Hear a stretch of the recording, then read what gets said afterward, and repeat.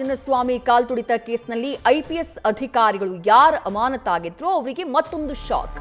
ಅಧಿಕಾರಿಗಳ ಅಮಾನತು ಆದೇಶವನ್ನ ಅಂಗೀಕರಿಸುವಂತಹ ಕೆಲಸವನ್ನ ಕೇಂದ್ರ ಮಾಡಿದೆ. ಕೇಂದ್ರ ಸರ್ಕಾರ ಅಮಾನತು ಆದೇಶವನ್ನ ಅಂಗೀಕರಿಸಿದೆ. ಅಮಾನತಾಗಿದ್ದಂತಹ ಐಪಿಎಸ್ ಅಧಿಕಾರಿಗಳು ಒಬ್ಬರು ಬಿ ದಯಾನಂದ್, ಮತ್ತೊಬ್ಬರು ವಿಕಾಸ್ ಕುಮಾರ್, ಮತ್ತೊಬ್ಬರು ಶೇಖರ್ ಹೆಚ್ಡೆ. ಕೇಂದ್ರ ಸರ್ಕಾರಕ್ಕೆ ಮಾಹಿತಿಯನ್ನ ರಾಜ್ಯ ಸರ್ಕಾರ ಈ ಬಗ್ಗೆ ರವಾನೆ ಮಾಡಿತ್ತು. ಇದೀಗ ಕೇಂದ್ರ ಸರ್ಕಾರ ಅಮಾನತು ಆದೇಶವನ್ನ ಅಂಗೀಕರಿಸಿದೆ. ಚಿನ್ನಸ್ವಾಮಿ ಕಾಲ್ತುಳಿತ ಪ್ರಕರಣಕ್ಕೆ ಸಂಬಂಧಪಟ್ಟ ಹಾಗೆ ಐಪಿಎಸ್ ಅಧಿಕಾರಿಗಳನ್ನ ಹೊಣೆಗಾರರನ್ನಾಗಿ ಮಾಡಿತ್ತು ಸರ್ಕಾರ.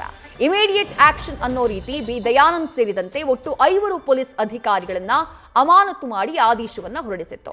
ಆ ನಂತರದಲ್ಲಿ ಕೇಂದ್ರ ಸರ್ಕಾರಕ್ಕೆ ಇವರು ಐಪಿಎಸ್ ಅಧಿಕಾರಿಗಳಾಗಿರುವಂತಹ ಕಾರಣಕ್ಕಾಗಿ, ಕೇಂದ್ರದ ಸೇವೆಯಲ್ಲಿರುವಂತಹ ಅಧಿಕಾರಿಗಳಾಗಿರುವಂತಹ ಕಾರಣಕ್ಕಾಗಿ ಕೇಂದ್ರ ಸರ್ಕಾರಕ್ಕೆ ರಾಜ್ಯ ಸರ್ಕಾರ ಮಾಹಿತಿಯನ್ನ ರವಾನೆ ಮಾಡಿತ್ತು.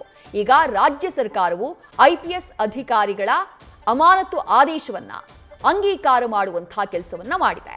ಒಟ್ಟು 5 ಪೊಲೀಸರ ತಲೆದಂಡ ಆಗಿದ್ದು, ಒಂದು ಬೆಂಗಳೂರು ಪೊಲೀಸ್ ಕಮಿಷನರ್ ಆಗಿದ್ದಂತಹ ಬಿ ದಯಾನಂದ್ ಅವರನ್ನ ಅಮಾನತು ಮಾಡಲಾಗಿತ್ತು. ವಿಕಾಸ್ ಕುಮಾರ್ ಅವರನ್ನ ಹೆಚ್ಚುವರಿ ಪೊಲೀಸ್ ಆಯುಕ್ತರು ಅವರನ್ನ ಅಮಾನತು ಮಾಡಲಾಗಿತ್ತು. ಎಸಿಪಿ ಆಗಿರುವಂತಹ ಸಿ ಬಾಲಕೃಷ್ಣ ಅವರನ್ನ ಅಮಾನತು ಮಾಡಲಾಗಿತ್ತು.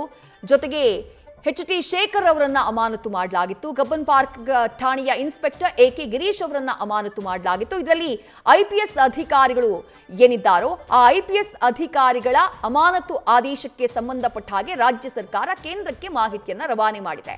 ಯಾಕಂದ್ರೆ ಅವರು ಕೇಂದ್ರದ ಸೇವೆಯಲ್ಲಿರುವಂತಹ ಅಧಿಕಾರಿಗಳಾಗಿರುವಂತಹ ಕಾರಣಕ್ಕಾಗಿ, ಕೇಂದ್ರದ ಅಂಡರ್ನಲ್ಲಿ ಬರುವಂತಹ ಅಧಿಕಾರಿಗಳಾಗಿರುವಂತಹ ಕಾರಣಕ್ಕಾಗಿ ಕೇಂದ್ರ ಸರ್ಕಾರವೂ ಕೂಡ ಚಿನ್ನಸ್ವಾಮಿ ಕಾಲ್ತುಳಿತ ಪ್ರಕರಣಕ್ಕೆ ಸಂಬಂಧಪಟ್ಟ ಹಾಗೆ ಅಮಾನತಾದಂತಹ ಐಪಿಎಸ್ ಅಧಿಕಾರಿಗಳ ಆ ಅಮಾನತು ಆದೇಶವನ್ನ ಅಂಗೀಕರಿಸುವಂತಹ ಕೆಲಸವನ್ನ ಮಾಡಿದೆ. ನ್ಯೂಸ್ ಫಸ್ಟ್ ನಿರ್ಭೀತಿಯಿಂದ ನಿಮ್ಮ ಪರವಾಗಿ.